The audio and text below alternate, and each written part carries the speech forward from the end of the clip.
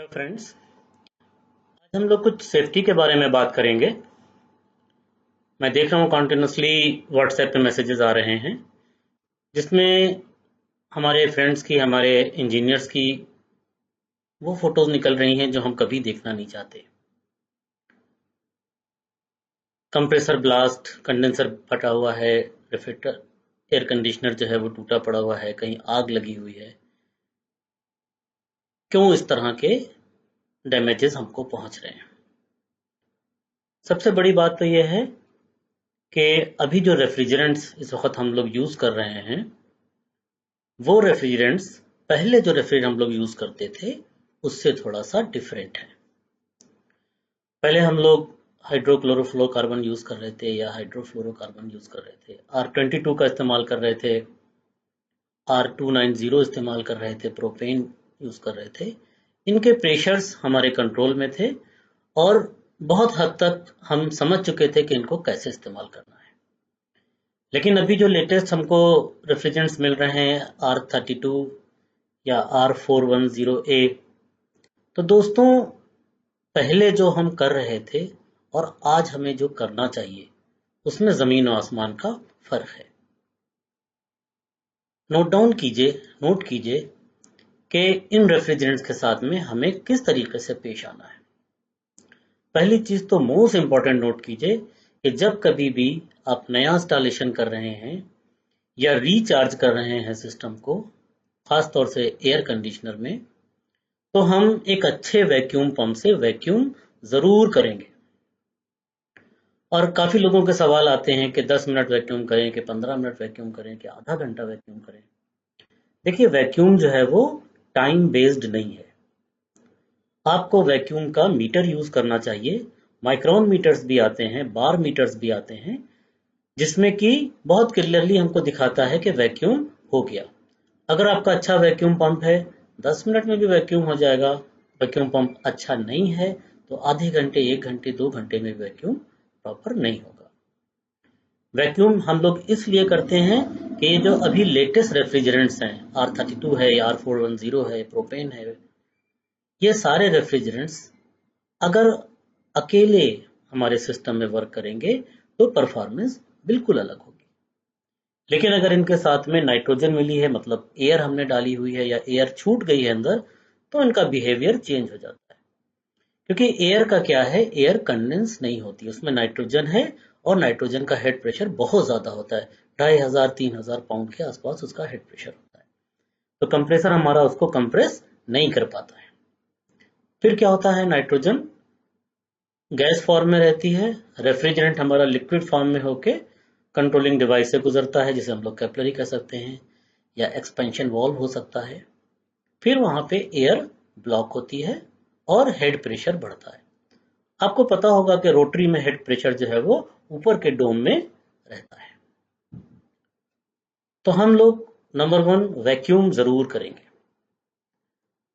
Number 2 हम safety की बात कर रहे हैं। अगर नाइट्रोजन आप यूज कर रहे हैं फ्लशिंग के लिए या प्रेशर दे रहे हैं लीक टेस्टिंग के लिए, तो नाइट्रोजन बगैर डबल स्टेज के रेगुलेटर के इस्तेमाल एकदम मत कीजिए। 2 स्टेज का रेगुलेटर जो है वो प्रॉपर वे में नाइट्रोजन को डिस्पर्स करता है और कंट्रोलिंग बहुत ज्यादा अच्छी होती है, जितनी आपकी रिक्वायरमेंट है।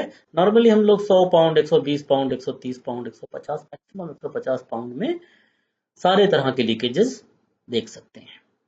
तो नाइट्रोजन जब भी यूज कर रहे हैं, आप 100% डबल स्टेज का रेगुलेटर इस्तेमाल कीजिए और कभी भी नाइट्रोजन बड़े सिलेंडर से छोटे सिलेंडर में ट्रांसफर करने की कोशिश एकदम मत कीजिए। इसी तरह से कैपिलरी का इस्तेमाल नाइट्रोजन चार्ज करने में एकदम मत कीजिए। अब इन्वर्टर एसी की बात करते हैं। काफी लोगों के सवाल आते हैं, मैं कंटिन्यूसली फोन रिसीव करता हूं लोगों के कि सर इन्वर्टर एसी के रेफ्रिजरेंट को डाउनलोड करना है, पंप डाउन करना है, ये क्या होता है, ये कैसे करें? तो इन्वर्टर एसी चाहे वो गॉडरेज कंपनी के हों या किसी और कंपनी के हों, उन सब में पंप डाउन करने का एक प्रोसीजर होता है।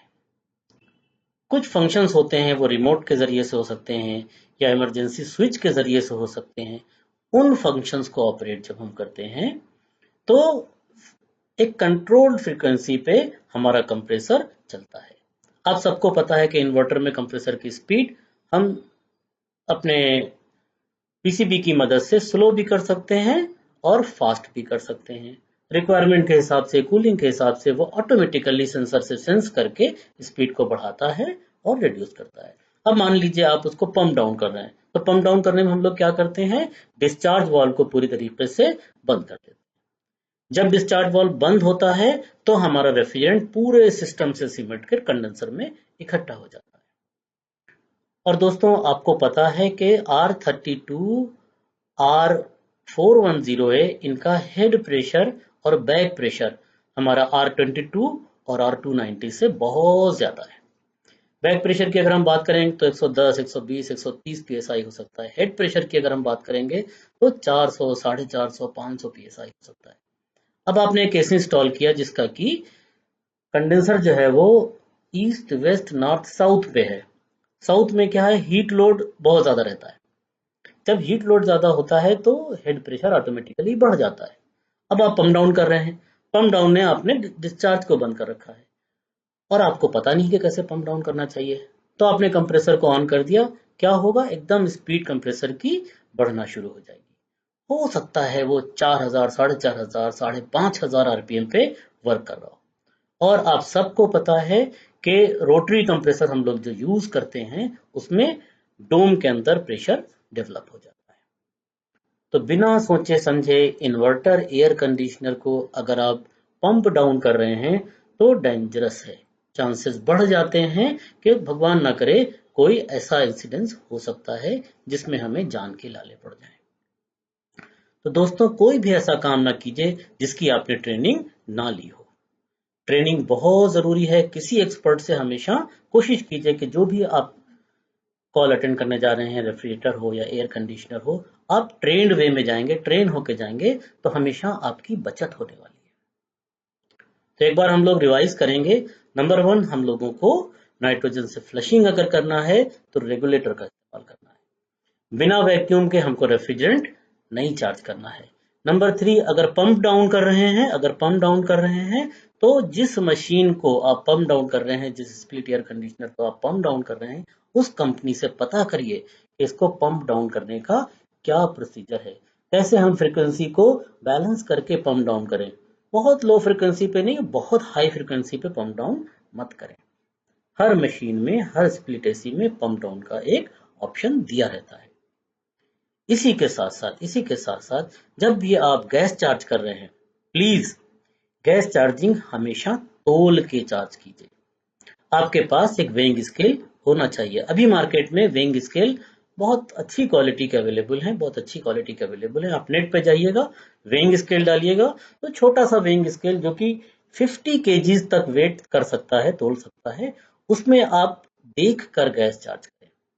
सिलेंडर को अपने वेइंग स्केल में लटका दीजिए और आपको हर एयर कंडीशनर के ऊपर दिख जाएगा कि इसमें 900 ग्राम गैस जाना है, 600 ग्राम जाना है, 660 ग्राम जाना है। एग्जैक्टली उतना ही रेफ्रिजरेंट आप प्रॉपरली वैक्यूम करके चार्ज करेंगे तो कभी भी आपको बैक प्रेशर और ये सब चीजें देखने की जरूरत नहीं पड़ेगी। और वैसे भी इन्वर्टर में बैक प्रेशर कभी स्टेबल नहीं रहता है। हाई स्पीड पे चलेगा, बैक प्रेशर आपका 30, 35, 40 दिखेगा।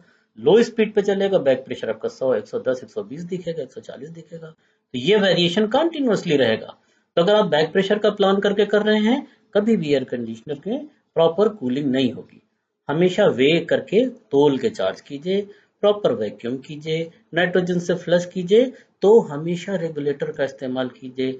कभी भी ऐसे खराब क्वालिटी के कैपिलरी हो गया या एक्सपेंशन वाल्व हो गए या पुअर क्वालिटी के कंपोनेंट्स इस्तेमाल मत कीजिए। ट्रेनिंग लेके काम कीजिए। जान है तो जहान है। थैंक यू दोस्तों।